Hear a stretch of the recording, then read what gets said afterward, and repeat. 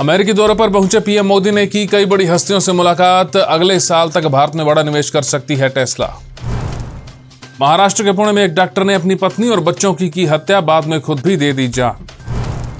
तूफान के बाद राजस्थान में बने बाढ़ जैसे हालात। राजस्थान के 6 जिलों में भारी बारिश। अजमेर में टूटा पिछले 100 साल का रिकॉर्ड।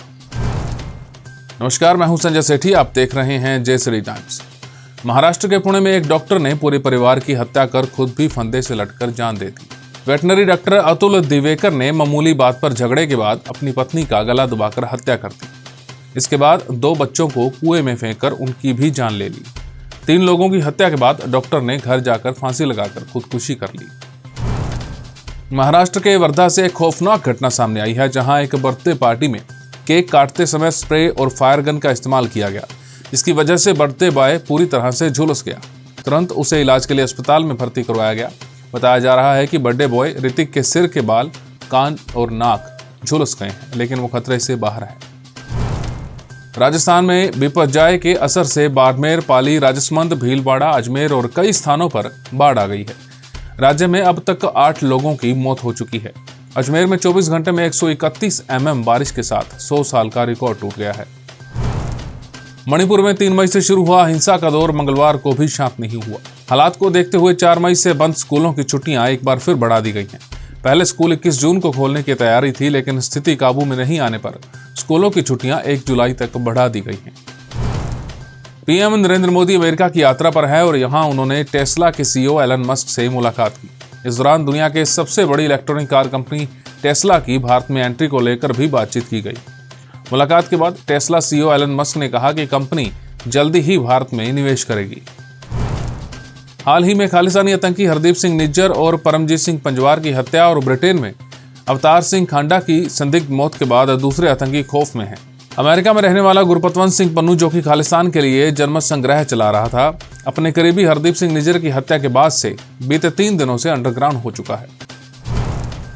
मुंबई में 26/11 के हमले में वांटेड लश्कर-ए-तैयबा के आतंकवादी साजिद मीर को ग्लोबल टेररिस्ट घोषित करने के प्रस्ताव को चीन ने रोक दिया है। साजिद मीर मुंबई में हमले के दौरान अजमल कसाब और बाकी आतंकियों को फोन पर निर्देश दे रहा था। भारत ने सबूत के तौर पर 2022 में उसका ऑडियो यूएनएससी की मीटिंग में भी सुनाया था। अमेरिका के राष्ट्रपति जो बाइडेन के बेटे हंटर बाइडेन को टैक्स मामले में जेल की हवा खानी पड़ सकती है। हंटर बाइडेन पर टैक्स चोरी और गैर कानूनी रूप से हथियार रखने का आरोप है।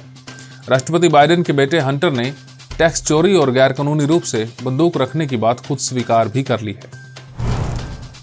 जयश्री विद्यापीठ में स्थित जयश्री शिक्षण महाविद्यालय सिरसा के बहुउद्देशीय कक्ष में अंतर्राष्ट्रीय योग दिवस के मौके पर पतंजलि योगपीठ के तत्वाधान में एक योगा महोत्सव का आयोजन किया गया, जिसमें मुख्य अतिथि विद्यापीठ के महानिदेशक और अंतर्राष्ट्रीय ख्याति प्राप्त वैज्ञानिक डॉक्टर कुलदीप सिंह ढींढसा थे।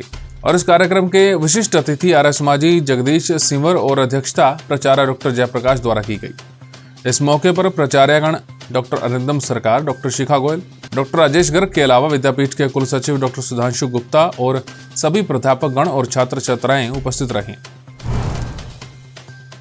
अब बात आज के इतिहास की।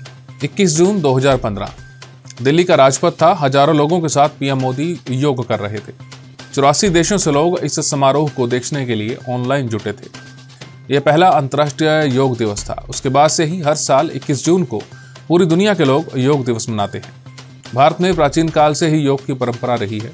स्वस्थ रहने के लिए नियमित योग को बेहद फायदेमंद बताया गया है। योग की महत्वता को अंतर्राष्ट्रीय स्तर पर दर्जा दिलवाने के लिए पीएम नरेंद्र मोदी ने संयुक्त राष्ट्र महासभा में 14 दिसंबर 2014 को एक प्रस्ताव रखा था।